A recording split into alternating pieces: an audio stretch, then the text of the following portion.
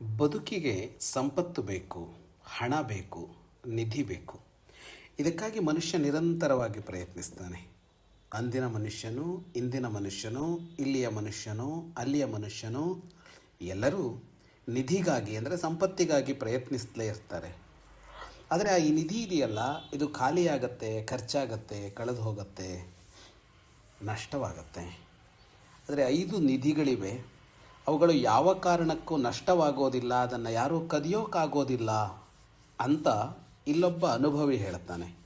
ಶೀಲಂ ಶೌರ್ಯಮನಾಲಸ್ಯಂ ಪಾಂಡಿತ್ಯಂ ಮಿತ್ರಸಂಗ್ರಹ ಅಚೋರ ಹರಣೀಯಾನಿ ಪಂಚೈತಾನ್ಯಕ್ಷಯೋ ನಿಧಿ. ಪಂಚ ಏತಾನಿ ಅಕ್ಷಯೋ ನಿಧಿ. ಈ 5 ಕ್ಷಯವಾಗದ ನಿಧಿ ಅಂತ ಅಂದರೆ ಖಾಲಿಯೂ ಆಗೋಲ್ಲ, ಮತ್ತು ಅಚೋರ ಹರಣೀಯಾನಿ, ಇದನ್ನು ಕಳ್ಳನಿಂದ ಕದಿಯೋಕ್ಕೂ ಆಗಲ್ಲ. ಯಾವುದಾ ನಿಧಿ? ಮೊದಲನೆಯ ನಿಧಿ ಶೀಲ, ನಡತೆ. ನಮ್ಮ ನಡವಳಿಕೆ ಇದೆಯಲ್ಲ, ಅದೊಂದು ದೊಡ್ಡ ಸಂಪತ್ತು. ಅದರಿಂದ ಏನನ್ನೂ ಪಡೆದುಕೊಳ್ಳಬಹುದು. ಎರಡನೆಯದು ಶೌರ್ಯ. ಶೌರ್ಯ ಅಂದರೆ ಸೈನಿಕನಿಗೋ ಕ್ಷತ್ರಿಯನಿಗೋ ಇರಬೇಕಾದದ್ದಲ್ಲ, ಪ್ರತಿಯೊಬ್ಬನಲ್ಲೂ ಇರಬೇಕಾದದ್ದು. ಅನಾಲಸ್ಯಂ ಅಂದರೆ ಆಲಸ್ಯ ಇಲ್ಲದೆ ಇರೋದು, ಸತತ ಕ್ರಿಯಾಶೀಲತೆ. ಪಾಂಡಿತ್ಯಂ ಅಂದರೆ ತಜ್ಞತೆ. ಮತ್ತು 5ನೆಯದು ಮಿತ್ರ ಸಂಗ್ರಹ, ಗೆಳೆಯರನ್ನು ಸಂಪಾದಿಸಿಕೊಳ್ಳೋದು. ಈ 5 ಅಕ್ಷಯವಾದ ನಿಧಿ. ಇವು ನಮಗಿರಲಿ.